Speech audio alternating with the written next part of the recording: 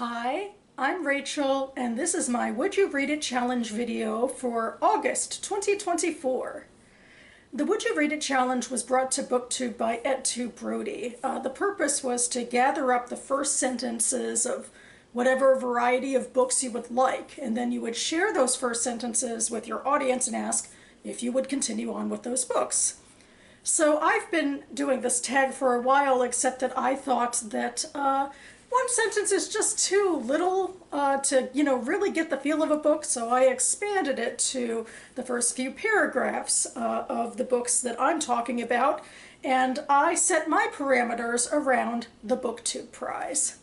So the BookTube Prize was started by Robert Sheard back in 2019, and it's a way for the literary bookdernet to get together to judge the best in literary fiction and nonfiction published the year before in the US. We are currently in year 2024 in the finals round, the last of the rounds, and in October we'll have our winners in fiction and nonfiction.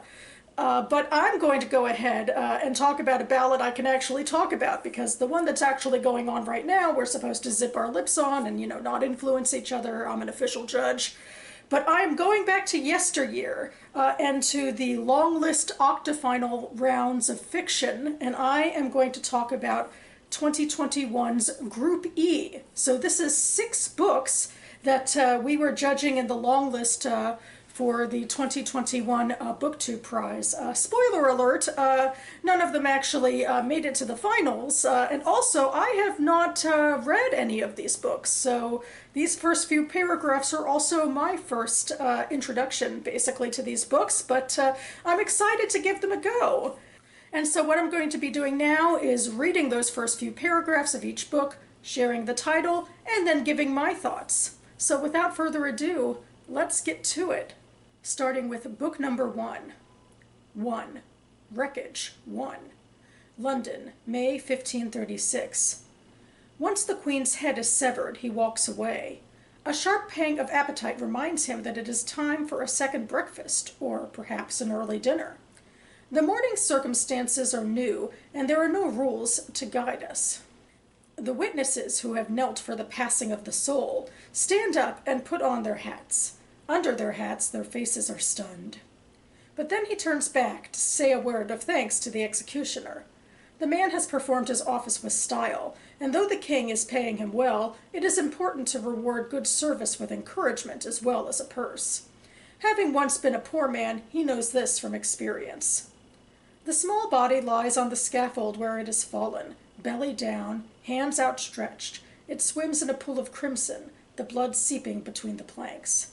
The Frenchman they had sent for the Calais executioner had picked up the head, swaddled it in linen, then handed it to one of the veiled women who had attended Anne in her last moments.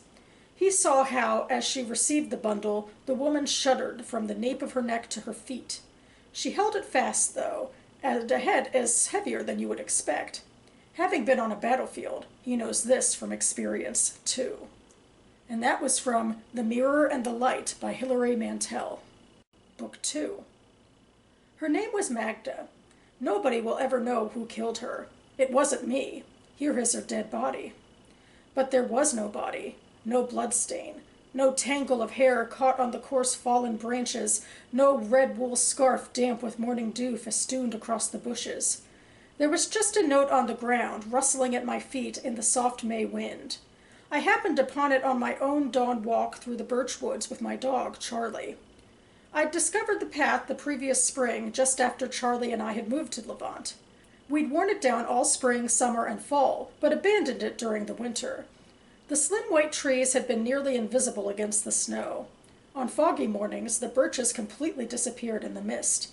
Since the thaw, Charlie has been waking me up every morning at daybreak. We'd cross the dirt road and trudge up the slow rise and fall of a little hill, and weave our way back and forth through the birches. This morning, when I found the note laid flat on the path, we'd made it about a mile into the woods. And that was from Death in Her Hands by Ottessa Moshfegh. Book 3. It was a cool evening in late summer when Wallace, his father dead for several weeks, decided that he would meet his friends at the pier after all. The lake was dimpled with white waves. People coveted those last blustery days of summer before the weather turned cold and mercurial. The air was heavy with their good times as the white people scattered across the tiered patios, pried their mouths apart, and beamed their laughter into each other's faces. Overhead, gulls drifted easy as anything. Wallace stood on an upper platform looking down at the scrum, trying to find his particular group of white people, thinking also that it was still possible to turn back, that he could still go home and get on with his evening. It had been a couple of years since he'd gone to the lake with his friends, a period of time that embarrassed him because it seemed to demand an excuse and he did not have one. It might have had something to do with the crowds, their insistence of other people's bodies, the way the birds circled overhead and dive-bombed the tables to grab food or root around at their feet as though they were socializing. Threats from every corner. There was also the matter of the noise, the desperate braying of everyone talking over everyone else, the bad music, the children and dogs, the radios from the frats down the lakeshore, the car stereos in the streets, the shouting mass of hundreds of lives disagreeing. And that was from Real Life by Brandon Taylor. Book 4. Abandon Hope. Dean hurries past the Phoenix Theater, dodges a blind man in dark glasses, steps onto Charing Cross Road to overtake a slow-moving woman in pram, leaps a grimy puddle, and swerves into Denmark Street where he skids on a sheet of black ice. His feet fly up. He's in the air long enough to see the gutter and sky swap places and to think, this'll bloody hurt, before the pavement slams his ribs, kneecap, and ankle. It bloody hurts. Nobody stops to help him up. Bloody London. A bewildered stockbroker type in a bowler hat smirks at the long-haired loudsmith's misfortune and is gone. Dean gets to his feet, gingerly ignoring the throbs of pain, praying that nothing's broken. Mr. Craxey doesn't do sick pay. His wrists and hands are working at least. The money.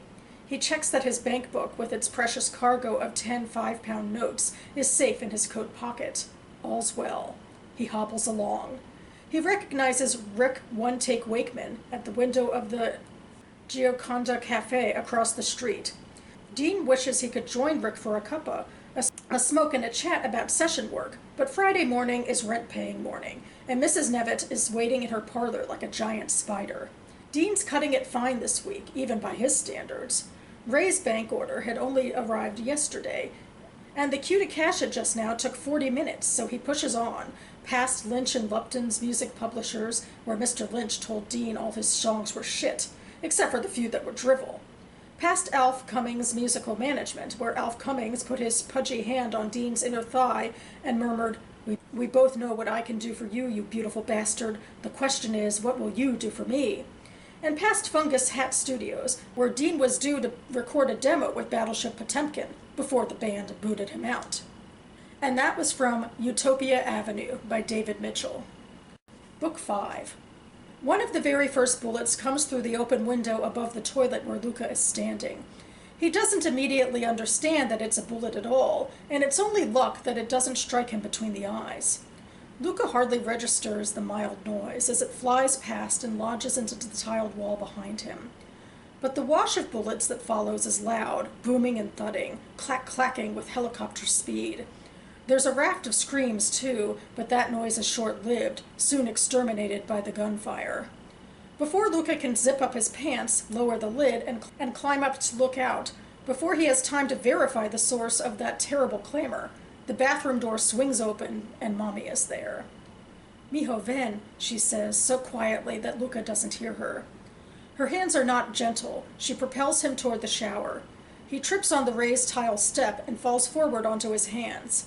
Mommy lands on top of him, and his teeth pierce his lip in the tumble. He tastes blood. One dark droplet marks a tiny circle of red against the bright green shower tile. Mommy shoves Luca into the corner. There is no door on this shower, no curtain. There is only the corner of his abuela's bathroom, with a third tiled wall built in to suggest a stall. The wall around it is 5.5 feet high and 3 feet long, just large enough, with some luck, to shield Luca and his mother from sight. Luca's back is wedged, his small shoulders touching both walls. His knees are drawn to his chin, and Mommy is cinched around him like a tortoise's shell. The door of the bathroom remains open, which worries Luca, though he can't see it beyond the shield of his mother's body, beyond the half-barricade of his abuela's shower wall. He'd like to wiggle out and tip the door lightly with his finger. He'd like to swing it shut. He doesn't know that his mother left it open on purpose. The closed door only invites closer scrutiny. And that was from American Dirt by Janine Cummins. And finally, Book 6. The first time we have sex, we are both fully clothed, at our desks during work hours, bathed in blue computer light. He is uptown processing a new bundle of microfiche, and I am downtown handling corrections for a new Labrador detective manuscript. He tells me what he ate for lunch and asks if I can manage to take off my underwear in my cubicle without anyone noticing. His messages have come with impeccable punctuation. He is fond of words like taste and spread. The empty text field is full of possibilities. Of course, I worry about IT remoting into my computer or my internet history warranting another disciplinary meeting with HR. But the risk, the thrill of a third pair of unseen eyes, the idea that someone in the office with that sweet post-lunch break optimism might come across the thread and see how tenderly Eric and I have built this private world. In his first message, he points out a few typos in my online profile and tells me he has an open marriage. His profile pictures are candid and loose, a grainy photo of him asleep in the sand, a photo of him shaving, taken from behind. It's this last photo that moves me. The dirty tile and the soft recession of steam. His face in the mirror, stern with quiet scrutiny. I saved the photo to my phone so I can look at it on the train. Women look over my shoulder and smile, and I let them believe he is mine. And that is from Luster by Raven Lalani. Okay, so I guess I'm just going to start from the beginning and go to the end here. So book number 1 is The Mirror and the Light by Hilary Mantel. Hilary Mantel, I know, writes English historical novels, and well, she did, and now she's passed, and I guess that makes her work seem, all the more like, important to read in a way, now that I guess it feels more like a legacy. Anyway, it was easy to sort of cotton on at least to that this is Anne Boleyn's execution. But you don't have to know that much about it even, I guess, to be taken with, the severity and the violence of what has happened, and this protagonist's sort of laissez-faire attitude about it. I guess that's a bit of a contrast. It, I think, might set him up to be a villain, or another thing that might set him up to be a villain is that he's unnamed. And I think, like, these first few paragraphs are actually pretty vague about who this is, and I'll just be frank and say I don't know the history well enough to know that either. So that took me out a little bit, because I feel like the main character was, like, not fully present, like human and described. So then for book 2, we're dealing with another death of some sort. It's a little less, I guess, prescribed. We don't know how this person died. All we know is, or maybe even if we did know this person died, maybe this woman on a walk, or, person, I should say, on a walk with her dog, or his dog, or their dog, is making grand infractions based on a random note they found. I mean, does the note say hugely specific details that then the person is verified? I don't know. But it does seem like they believe Magda is dead, but we're not going really quickly into this shocking reveal that someone is dead. Instead, we're doing a lot of scene setting about moving to this place and why you walk when you walk in the woods, and there's descriptive imagery, but I guess, in a way, I guess it's sort of building up the suspense and the tease, like, of saying, okay, we're setting the scene, but the big thing we want to know about is who is this person who died and what's their connection to the main character. Then we have book 3, and I guess, I don't know, and I feel like I have similar things going on where I'm like, why are we focusing where we're focusing?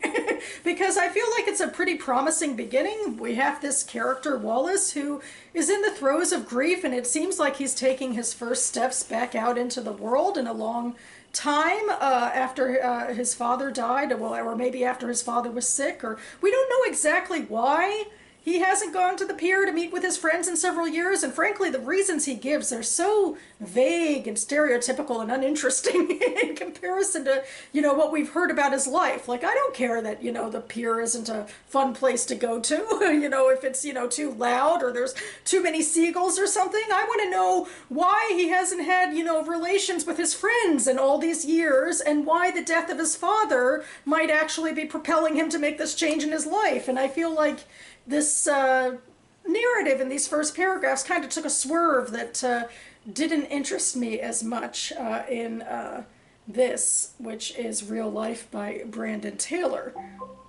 Just got a notification probably about the weather. But moving on here to book number 4, Utopia Avenue by David Mitchell. In a way, I guess I feel somewhat closer to this book just because I've read Cloud Atlas by David Mitchell, and very unpopular opinion, but I prefer the movie. And I'm not sure I fully like this paragraph either.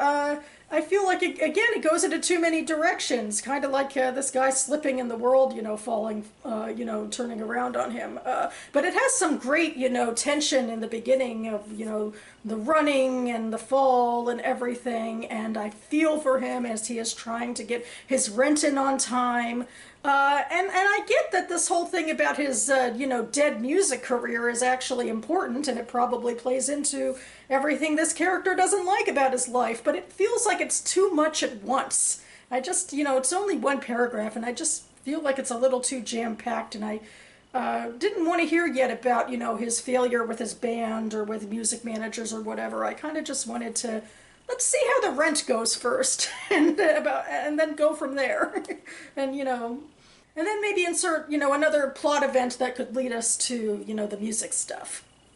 Then we get to book number 5, which is perhaps the most infamous book on this list, American Dirt by Janine Cummins, which was a book that got a huge advance and was hugely hyped about Mexican cartel life, and a Mexican woman and her son who were forced to flee to America, and then almost immediately, the hype got turned on its head by a bunch of people who were unhappy with the representation and thought that, the book actually wasn't that good and that there were insensitivities in the marketing and all that sort of stuff. And I haven't read the book. I've read reviews and I've read about this whole, Kerf debacle, and my takeaway probably is that in all cases it's not as humongously bad or as, beamingly good as the before or after pictures have painted it to be. And I'm certainly not surprised that it didn't, advance in the BookTube prize, but it was, I guess, well received enough by critics that it was in consideration for the BookTube prize.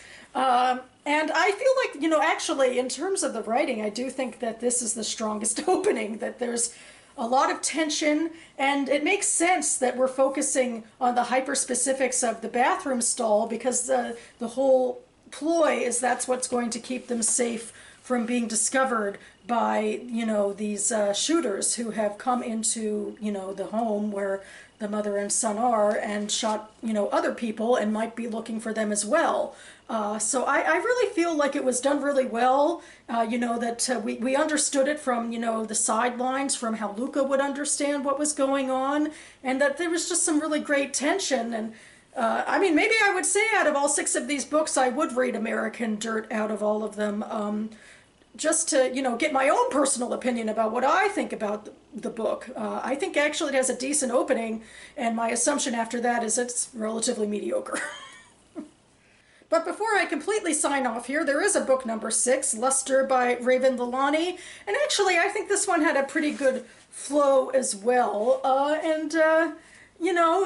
it had interesting things to say, I think, about the main character, that she's assuming she is a risk taker, is somebody who kind of gets off on, doing, salacious and questionably fireable things at work by having cyber sex with someone else on her work computer.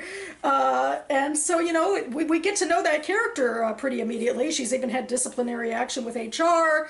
And I feel like, her attraction to this guy you know, his physicality makes sense. And the open marriage thing, I think, kind of fits in with how she seems to have like a less traditional outlook on, you know, romance and relationships. You know, I'm rolling my eyes a little bit that, you know, she's thinking of other women, you know, and her having some sort of psychological measuring content about hot men or whatever, but maybe that's a straight women thing. I don't know. So I don't know. It's a little too nitpicky, I guess, to say that one line just completely took me out of it. I think otherwise it actually, you know, it builds up an intriguing character and a character who could possibly be, you know, challenging. Hopefully not too, I don't know, virtue signally and identity culture-y. That's the things I worry about in these sorts of books where, you know, characters feel less like real people and more like they're supposed to fit in certain boxes. But, you know, so far it's a good start. So anyway, what are your thoughts about these books? If you've read them or if you haven't, I'd love to hear what you think. I will also leave links to all 6 of the books down below in case you'd like to learn more about them, and also a link to the BookTube prize. And that about covers it for me now. Speaking of the BookTube prize, I guess we're about halfway through the final round for 2024, and I don't know about you fellow judges, but I'm certainly feeling a little bit of the heat to speed it up a bit so that I can actually make the deadline when we have to submit our ballots. But you know, I still have a decent amount of time to maybe get my act together. We shall see. And we're also in the middle of a holiday weekend in the US, so knock on wood, I can make good time with that. And yeah, we are now at the end of August, and as such, I hope to be back imminently with my August book haul, so stay tuned for that. And I hope you are all enjoying your reading, whether you're doing it for the BookTube prize or any other considerations. Thanks so much for watching, everyone, and I'll see you next time.